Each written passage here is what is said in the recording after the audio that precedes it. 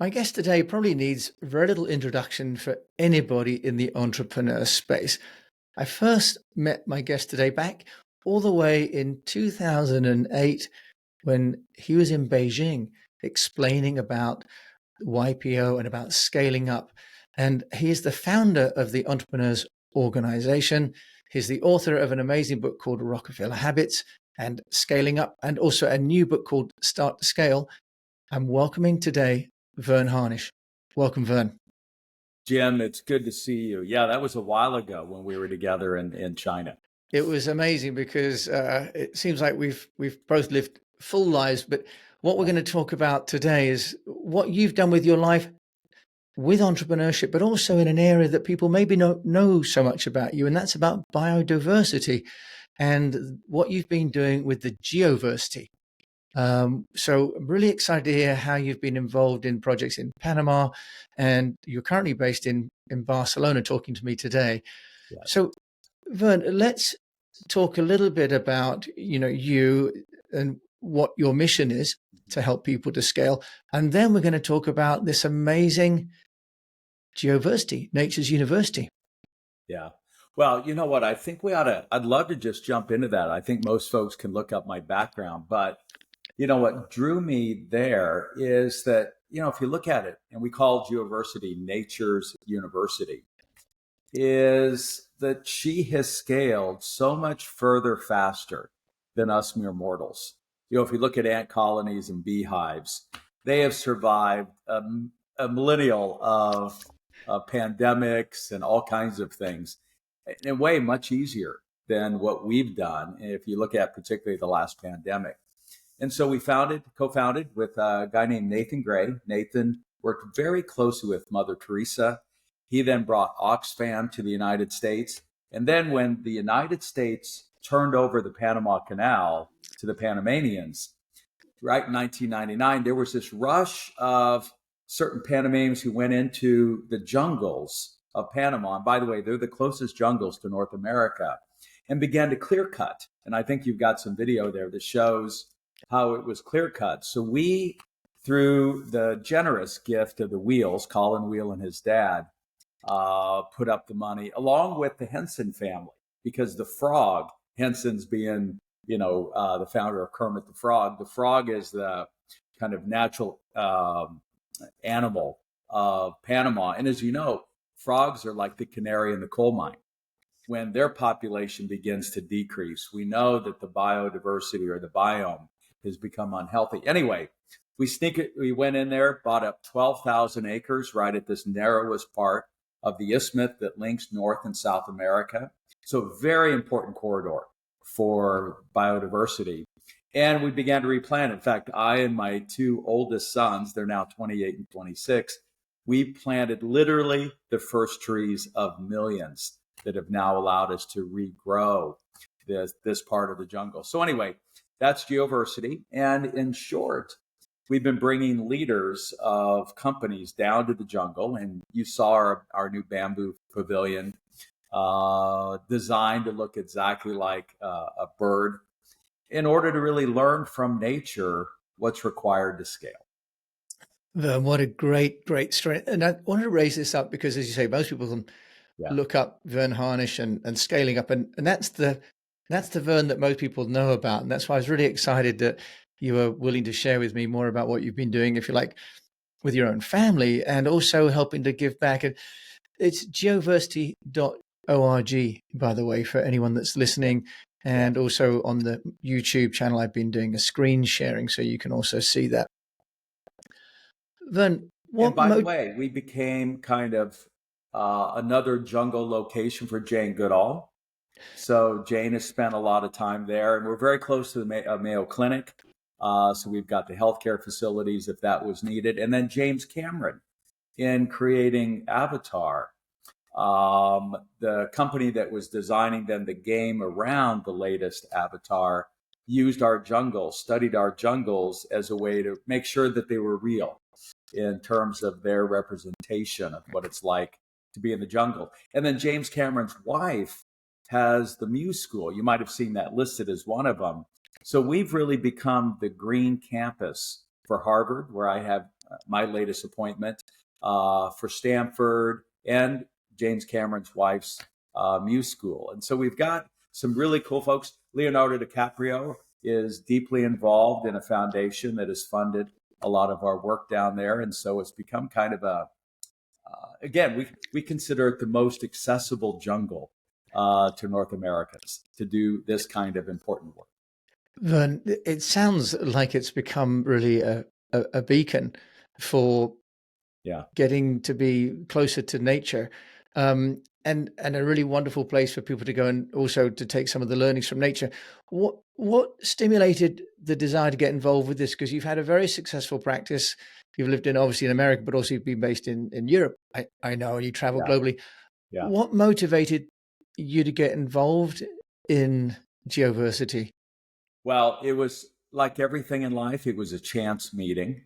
I mean, the short story is I and the family were deported from Costa Rica. That's a whole other story. I met recently with the president of Costa Rica, who got the Nobel Prize for him being able to kind of bring peace to the region. And I shared that story and he apologized. But we got caught in a geopolitical mess between Central America and the United States during that kind of crazy time.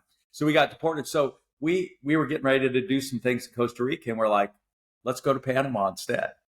And the rest is fortuitous. We ended up building a couple properties down there, spending most of our summers with my 4 children, and had this chance meeting with Nathan Gray, who had launched Mominy Valley. And he and I met up and said, let's co-found this organization called Geoversity. And really, who we have to also give credit to is Tamsin Woolley Barker. Tamsin is this biomimicry professor. She was out of Arizona State University. And she wrote, Jim, what I consider probably the single most important book this century. And that is a book called Teeming, Teeming. So how organisms, superorganisms team, kind of flock together. And in there, she described 5 overarching principles of these superorganisms that we're seeing as the foundation of how you scale the modern organization. And I don't think they necessarily knew the language, but the unicorns, those that have scaled further faster than us mere mortals, have really adopted naturally these 5 underlying principles. So that's what we're teaching leaders of normal companies to adopt. And so people are going down from large companies and getting involved as well in the Geoversity, and presumably there's a knowledge exchange and a support exchange. Yeah. Vern, how does it work, if you like, with the people in Panama? Because it's also important, I know, isn't it, to have, not just to be sort of dropped in a group of foreigners doing things somewhere, but also to be helping, if you like, the local economy and the local community. Help us understand a little bit more what you're doing with Geoversity, because I know you as a person, you've always been so generous with your time and your energy. I'm sure you're giving back in that way too. So what's happening in that way? Well, we work very closely with the Kuna, who are the native population there in that region. And they were so appreciative that we came in there and helped them rebuild and represerve what is their motherland. In fact, it was very cool at the latest COP gathering that was up in, was it Scotland? We were right at the epicenter of that. We had them create this beautiful mola sail that now is being used to sail a bamboo raft through the waters to bring real attention to the business of Panama, which is water. If you really want to know what's the business of Panama, the business of Panama is water. Because without a healthy biome, they don't get the rains that are necessary. And people don't realize all the commerce, 90% of Walmart's commerce, for instance, moves through the Panama Canal, the new one. And that requires massive billions of gallons every day. I always thought the Panama Canal worked from just moving water from the Atlantic to the Pacific. No, there's a big lake that has to feed both sides. And so the business of Panama is water. And so our real focus, Jim, is not as much the jungles, but what has happened to our water on this planet. I don't think by accident our makeup of the same kind of water is roughly the same as the makeup of water on this planet. We mirror that as a human. And we know that if our pH goes acidic, that's when we become unhealthy. And our Mm. oceans are very close to becoming acidic. I think it's what we call the second real inconvenient truth is I think we're more at risk with the pollution of our waters, the runoffs, the fertilizers, and all of that, that if we move another 0.2 of a pH, eggs won't hatch, fish eggs won't hatch, and other things. So we are really bringing together, and with the leadership of Panama, Stanley Mota, who's one of the wealthiest guys there, who actually stated that the business of Panama is water, is one of our benefactors, that we've got to work together to preserve what really preserves life on this planet. It's so interesting. And yeah, I mean, I was very fortunate to go to Costa Rica and go overland, Yeah, and when I was a student, and see how verdant it was back yeah, in the 80s. And it looks as though there's been a lot of deforestation and, as yeah, you say, a lot of industrialization. So what can you do with Geoversity? Because presumably some of the companies that are coming down, like you mentioned, yeah, Cisco and so on, they could play quite a big role too in terms of changing policy and helping in the local politics. So then how do you play that role to try and raise awareness of these issues? You've mentioned Leo yeah, DiCaprio's coming down, yeah, but this now seems to be a global, if you like, PR problem. Is about how do you educate people on these topics? yeah. Well, I think first of all, it's making sure that we have a new P&L, which is peace and love. And I Mm. do think that is the P&L that is going to drive business moving forward.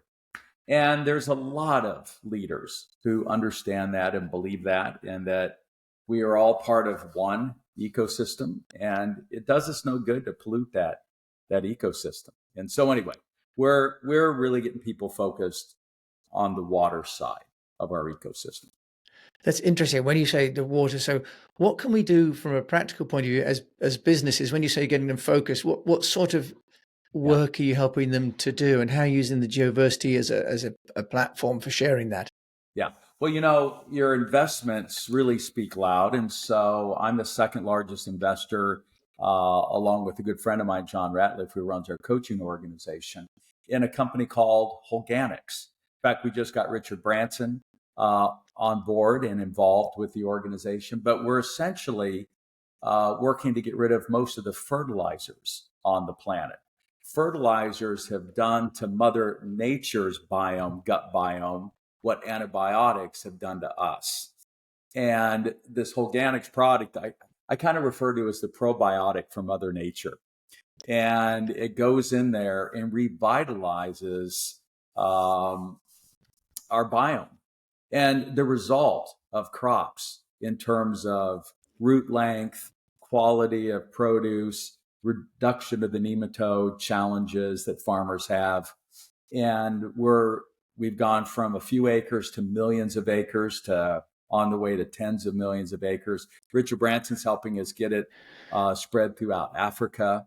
And if we can replace these such harmful fertilizers that have polluted Mother Nature with something that's more natural, then we can make a huge difference. So those are some of the ways that, Yeah, in a practical sense, we're tackling this issue.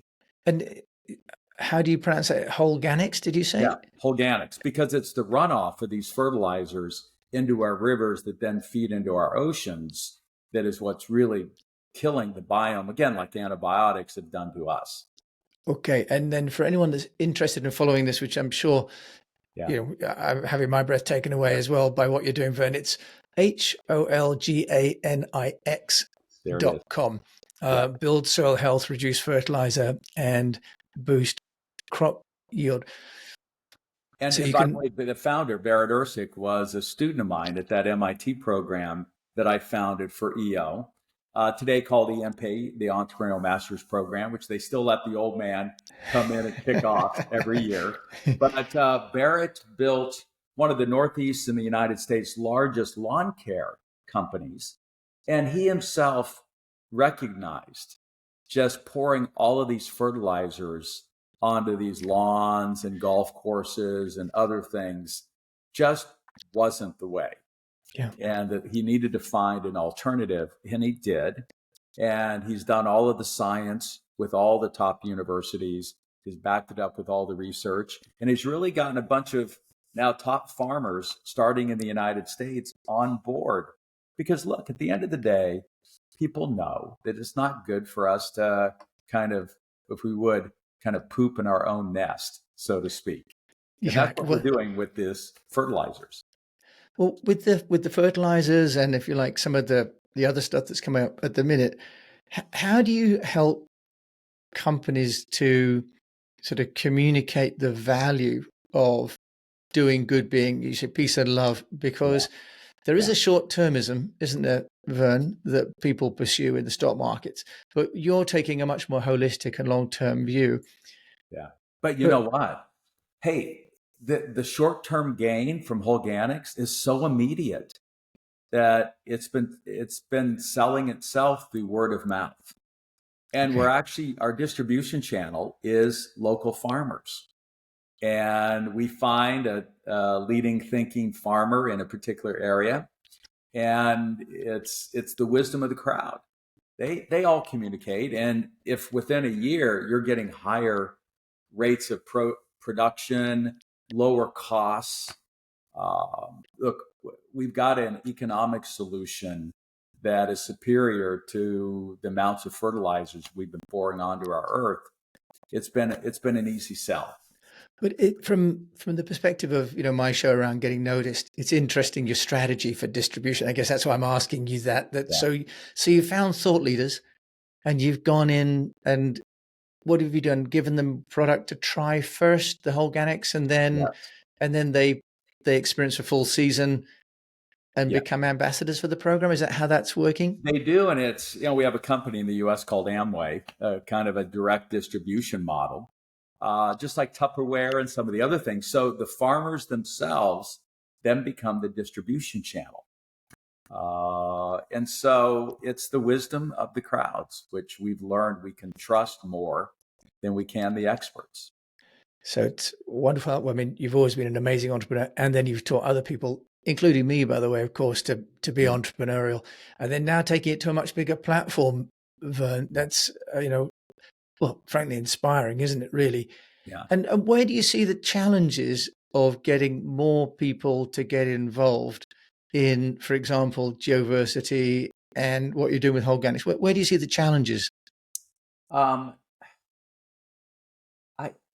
We are using these 5 principles that Tamsin Woolley Barker discerned out of these ant colonies and beehives. And it's really allowed us to scale exponentially. Well, let's talk about what those 5 are then. I mean, you're the guru on scaling, and if you've got the 5 on your hand, let's talk about them. Yeah. What are they? So the first is the ability to harness collective intelligence. If you look at an ant colony, what they're trying to do is find food. And if you're a business, what are you trying to find? Revenue. That's the food that feeds your organization. And so what do? They send out scouts. And by the way, there's a book called Scouts that I think is fascinating for business people to read. And that's really what you're doing with your cold calling or sending salespeople out or your social media campaign or whatever. And then some of the ants find some food. So they lay down pheromones, that scent. And that signals to the rest of the tribe. There's not a bunch of management. And as you've seen, major companies are all getting rid of managers. As Mark Zuckerberg said, I don't need anybody managing programmers. I just need programmers. And everyone's saying the same. So that signals to the rest of the hive that's where it looks like there's a lot of food. So more ants head that way. And if they find an abundance, the scent becomes so strong very quickly. Millions of ants are able to get to where they need to go. Well, the equivalent of pheromones is Google. That was really the gift that the Google boys gave us. And if you think about, I don't know if you remember the original name of Google. No, I It don't was actually. called Back Rub. You rub my back, I'll rub your back. And the algorithm was based on the point that, hey, if I'm looking for something, it's the ultimate in democracy. It's really everybody pointing to that video to change their battery in my Range Rover remote. We all instantly voted and said, that's the video we ought to watch. That's where the answer is. That's where the food is that we need right now. And that's why the politicians around the globe have felt challenged. At the end of the day, we don't really need all of this leadership. You know, we could pretty well figure out what restaurant to go to without the experts, what video we need to look at without the experts. That the need for experts has gone away, ever more so now with AI. And that is a huge threat to those who try to hold on and cling to power. And that's why I'm really happy that Elon Musk bought Twitter, X. It's been revealed it was being controlled by governments, and that's not what we need. We don't need anyone, inhibiting the flow of pheromones signals to the rest of us that there's the truth. Because I trust the tribe better than I trust, again, any expert. Okay, and that's a big change. So that's the first thing. Yes. And that's the distribution channel we're using with Holganix. They don't have to rely on any experts. They can trust their neighbor, and they can see it with their own eyes, the length, the depth of the roots, and the quality of the produce and the yields. I mean, in one season, and that's why it's been able to grow exponentially. The other thing that they do, number two, is they nurture kind of the hive creativity. So it's interesting. Harley Davidson, a while back, got rid of their major ad agency, and they chose a small agency in Boulder, Colorado, where I lived just before coming back to Barcelona. And what this agency guessed was that there was probably a lot of Harley owner group, HOG members, who are top ad agency executives. And so what they did is they said, hey, why don't we put up a contest? And whoever can come up with the most creative ways to promote Harley Davidsons, then will produce those. Now, as a result, what did that creative cost Harley Davidson? Zero. Yeah. And one of the things that we know, according to Dan Pink in his book Drive, that uncommissioned art is always much more creative than commissioned art. And so if all you're doing is commissioning one ad agency, all you're getting is access to their handful of creatives. Here, Harley was able to tap into the collective intelligence and creativity of the entire tribe. So one of the guys that we hosted on a virtual summit we did on this Geoversity topic was my buddy Rob McCune.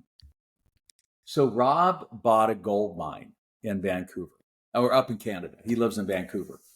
And he hires 15 of the smartest geologists the world could buy. And he hired the top one to be the leader.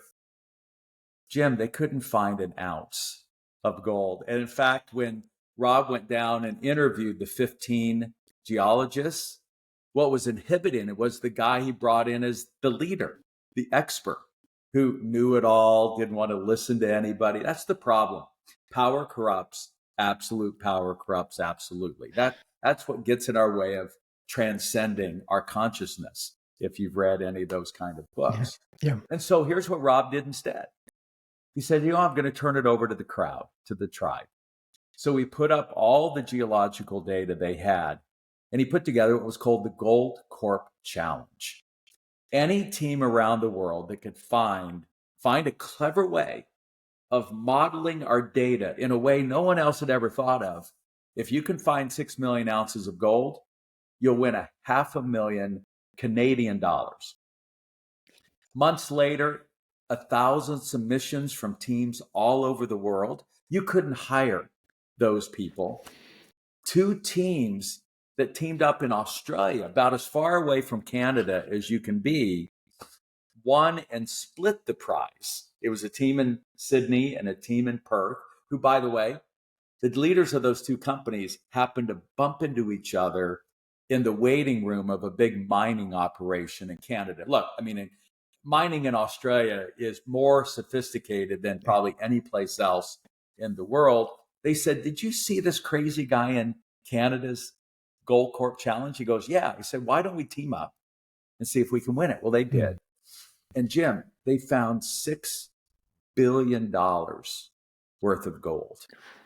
Now, what Rob has done is he's now building a mine down in Chile, and he has actually hired on his team an architect. He's hired on his team designers. He's turning this mine into a tourist attraction. Because we do need the mining, but how do we do it in an ecologically and beautiful way that it becomes a tourist attraction instead of an eyesore, that it's giving back instead of completely taking away? And so Rob's been able to tap into the collective intelligence of the crowd in order to do this. Now, the third principle is that we have to rely on reciprocity and sharing. I don't know about you, but I use TripAdvisor to find a good restaurant. So I feel compelled to share back. I owe it to the tribe for me to share my honest opinion to prevent somebody from making a mistake and believing the hype that might be on Facebook or Instagram. And so that reciprocity and sharing is critical. What does it mean? You can't be a pig. You can't be somebody who hoards information as a power play. And that was one of the early things that McKinsey had to really come to grips with. You fourth have to rely on distributed leadership. So if you look at the structure of an ant colony, it's 3 ant teams with a team lead. And the team lead is chosen at birth for their willingness to share information, not hoard information. And so if you look at a hive, it really only has 3 layers: team members, team leads, the sergeants that are the ones that win wars, not the generals, and then you've got a queen. And by the way, I remind men it's a queen, not a king. That's right. Yeah, Same with the bees, right? It's the queen bee. it is. Yeah. It's the end of men, I think, in terms of our approach. And that's it. And that's what Cisco, for instance, is studying, to restructure how you organize humans to serve other humans. That's all we're trying to do. And the hive and the ant colony does it slightly better than we do with our top-down kind of militaristic command and control approach that's driven by the masculine for generations. And all it's done is got us in war.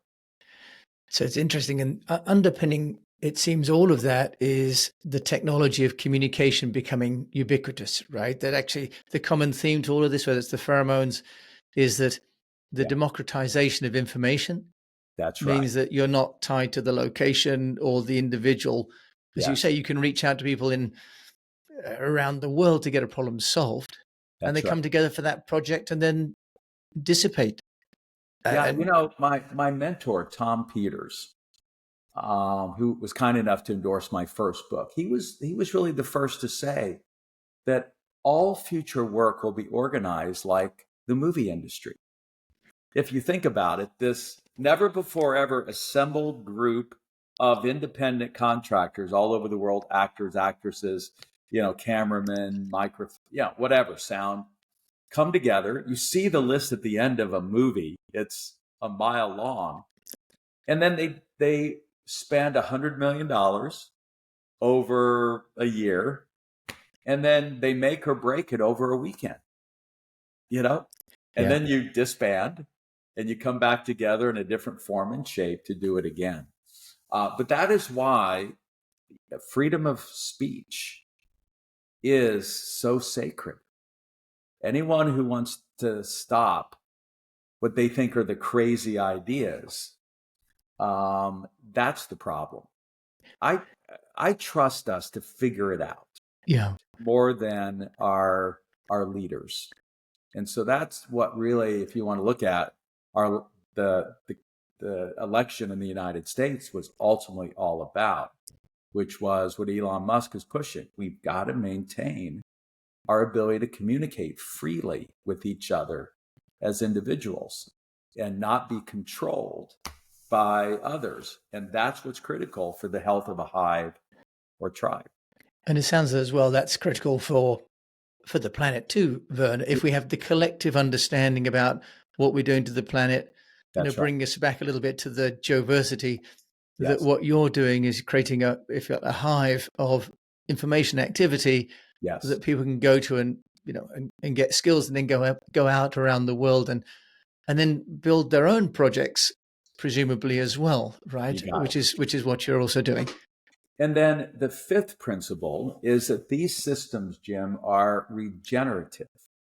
And that's a very precise word. It's in a way the opposite of resilient. If there were two words that made me throw up in my mouth over the pandemic, it was every time I heard the word expert.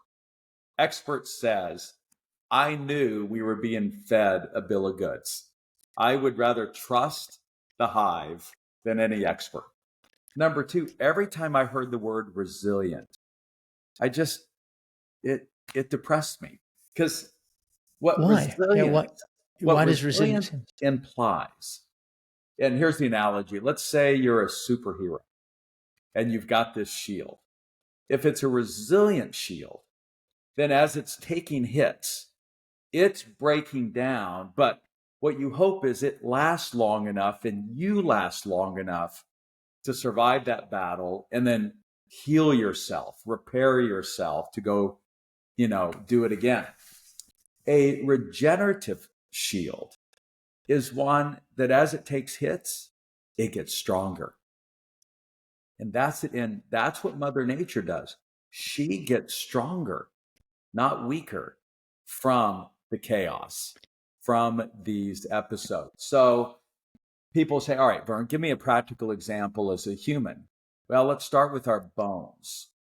The whole challenge with getting to Mars is our muscles and our bones will atrophy because they're not under stress. They're not under that chaos. And you know what happens the minute your bones, you quit lifting weights and whatever, they get brittle and you break your hip and you're done for in the next 24 months. The only way you strengthen a muscle is by tearing it. Then it gets stronger. You are stronger at the broken places, not weaker. The same with our immune system. It's that old adage that the farmer kids are healthier than the city kids. And so all of these antibiotic soaps and all of those have done nothing but weaken our immune system instead of what nature gave us, which are these natural attacks, which are designed to make us stronger instead of weaker. So we were designed to be regenerative. So was nature. And so our goal is how do we build regenerative organizations that get stronger from all of this chaos instead of just trying to resist and survive. And I think you've got on your website at geoversity.org how the land has grown back again, Yeah, right? And that's wonderful. How yeah, with some time and some care and attention, yeah, Mother Nature does come back in the same way that human nature is, as you say, to come back and maybe yeah, in a different form, but stronger again. Um, Vern, now you're moving forward with the Geoversity yeah. and that work. Where do you see if there's a piece of advice for people? Mhm. Because you're saying now we're moving from the hierarchical traditional model, Yes, which of course will cause some challenges for some societies like China, which is yes, traditionally and politically around the Confucian model. yes. For entrepreneurs today, Mhm. what do you give as advice? Because if it's becoming like following the crowd and all sort of clusters are coming together and Yeah, falling apart, it's upending the way that we've been taught to build yeah. organizations. So what's your advice? That you first need to build an organization that taps into the collective intelligence of all of your people. not just yours as the CEO, founder, and the senior team. So, example, one of my heroes, he's an anarchist. He actually studied anarchy at the University of Michigan, is this beautiful sage named Ari Weinsweig. Now, Ari owns Zingerman's Deli. It's in Ann Arbor, Michigan. It's considered probably one of the best delis in the US, if not the world. Ari does 80 million in revenue from one location. And he does it with about 800 students that he hires from the University of Michigan in Ann Arbor. And what he's done is he's built a company where the 800, all of them contribute their collective intelligence, their creative insights, their leadership to his deli, which is why he's been able to take a little startup location to 80 million and be the first company in the United States to adopt a system that was birthed in the UK in creating a kind of a trust-driven firm that can never be sold. So it's becoming employee owned, but it's a higher level trust that means that none of the employee owners can ever put it up for sale. So it's going to continue in perpetuity like an ant colony or a beehive. And so Ari's figured out a way to make sure that all 800 that he's continually moving through as they graduate are helping to fuel the growth of both fuel the growth and maintenance of his beautiful organization. So that's first from an internal perspective. The external perspective is there's a book out. We just hosted him at our CEO summit at Harvard. Vijay Govindran. Vijay is a professor at Dartmouth. He was the one that first studied that companies that figured out how to deliver services to the bottom of the pyramid, like in India, then are able to sell to the first world. If you can figure out how to do it cheaply, then now you've got a solution for everybody else. He's got a new book called Fusion Strategy. And I really encourage everybody to read it, watch his videos online. And what he's saying is this: the companies that are winning big are those that are continuing to collect data, information from their customers after the sale. So, for instance, what's the largest movie studio in the world today? Is it the MGM? Be the Amazon one, maybe, is it? It is Netflix, 20 billion a year. And why have they raced to be number one and so successful? Because unlike the movie studios that will utilize a lot of information up until the movie is released, Netflix is continuing to collect data, intelligence from all of its customers. What did you watch? When did you watch it? What do you like? They can tell all of that, which helps them then predict what would likely be the next hit. And so Vijay outlines how all companies, including John Deere tractors, are now collecting data way after the sale is made and using that data to continue to support the farmers, coming back to farmers. For instance, they got the ability now to have technology that is able to apply an insecticide if it's needed in a pinpoint way, as opposed to spraying an entire field. Both that reduces dramatically the costs to the farmer and, again, is much more friendly to Mother Nature. So, in short, it's who can tap in to the broader collective intelligence of the planet. And that's what Rob McCune did to find 6 billion ounces of gold. That's what Caterpillar Tractor's doing in the new generations of tractors. And that's what Netflix is doing in order to now race to become the largest movie studio in the world. Verne, what a fascinating set of insights that you've brought. As always, I expect nothing less. It always brings such new perspectives talking to you, because you've taken it up another level and you've managed to bring both this biodiversity element and then map it into what companies need to do and entrepreneurs need to do to stay relevant and to survive. Our role is going to be quite different, isn't it, as entrepreneurs? As really, as you say, understanding collective intelligence, understanding where things are going, and be a facilitator, not necessarily a dictator anymore. Jim, I love that. Facilitator instead of dictator is precisely the translation of what it is that we're doing. And again, I want to remind the listeners here, the real guru here is Tamsin Woolley Barker in her book, Teaming. And I really encourage you to take a look at that book. Okay, we'll put a link to Tamsin's book in the show notes. Verne, Yes. you have a new book out. Do you want to just give a shout out to that and then let people know how they can get hold of you? Good. Well, the original book's called Scaling Up. And so you can just go to scalingup.com. My email is vern@scalingup.com. We tried to make it really easy for people to remember. And the new book is Start to Scale. So a easier starter book than Scaling Up is really the graduate course. The undergraduate you need for the rest of your employees is this book. Came out October 8th, Start to Scale. Start to Scale. You've sort of given us the postgraduate first. I had the Scaling Up book, didn't I, first of all, and now Start to Scale sounds like where I need to go back to as I start to build a different business with this unnoticed entrepreneur. Good. And by the way, one of the things that drives me crazy, Jim, I don't know if you're a golfer or a tennis player, but tennis used to be, yeah. Yeah. So how often do you have to review the fundamentals as a tennis player?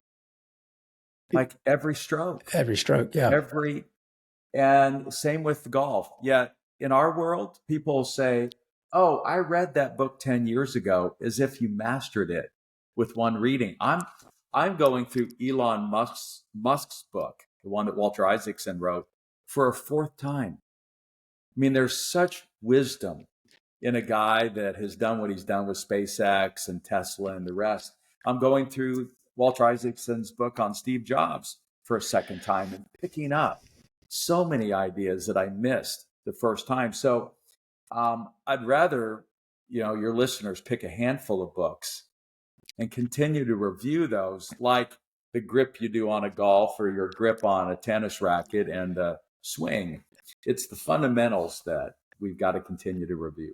And Verne, it's interesting to say that, because the other thing is, of course, when we read a book at a different time in our own lives, we've got a different perspective because our own experiences have changed as well, right? So when we read a book 20 years ago, when I read your book, first of all, I was in a very different place, both physically and logistically, to reading it today with today's experience and so on. So, well, it's that idea that you can't cross the same river twice.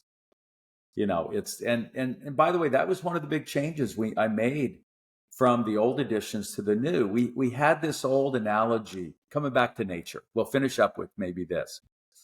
It was this idea that we're going to plant a flag on Everest, the big, hairy, audacious goal, and we're going to crawl our way up that mountain.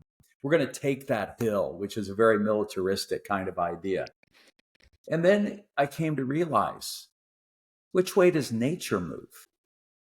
She's not trying to move up that mountain. She's moving down. And by the way, which way has civilization moved? There's nobody that lives up there. We all live along the coast where the water has ended, not where it began. And so I literally, in these books, took that old climbing a mountain and put a big stop sign through it and said, that analogy is dead. That was last century. What we have to do is really flow more naturally, get in the flow like a river would make its way from Everest to the ocean. And so again, nature, I think, has pointed a much smarter way for us to go up the hill or flow down. Down's easy.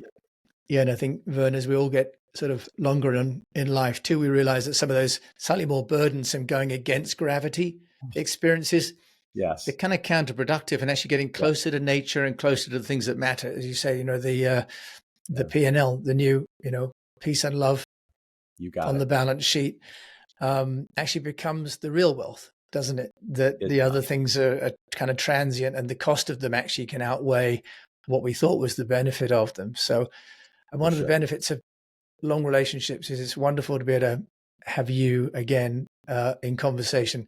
So Verne Harnish, A pleasure. Thank you for accepting my invitation to come on the show. And Jim, thank you for taking our conversation this direction. It was unexpected, but a lot of fun. Good. Yeah, I know I kind of trapped you on the let's talk about your book. Yeah. And then I was looking about what Verne's doing with Geoversity. And it's like, no one's really talking about that part of Verne. Yeah. And yet it's such a valuable part of who you are, but also a valuable part of what we need to talk about in the world as well. And that you're leading that conversation as you have with entrepreneurship, but now marrying some of the merits of entrepreneurship with Yeah. nature seems like what we all need to be thinking about now is we need to heal and to grow to the next level. So Verne, thank you for accepting my invitation and following me on this conversation as well. I was really delighted you want to do that. So thank you. Jim, thank you for your maturity and insight to take it this way. It's absolutely my pleasure. All well, for everyone that's been listening, Verne Harnish is a legend in his own lifetime, and you can find his details. Just get in. But of course, I'll put his links in the show notes. If you've enjoyed this show, please do leave a review and share it with a fellow unnoticed entrepreneur. And do check out geoversity.org. It looks amazing. And it looks also like the kind of inspiration that we all need going forward. So thank you so much for joining me, Jim James. And until we meet again, just encourage you to keep on communicating.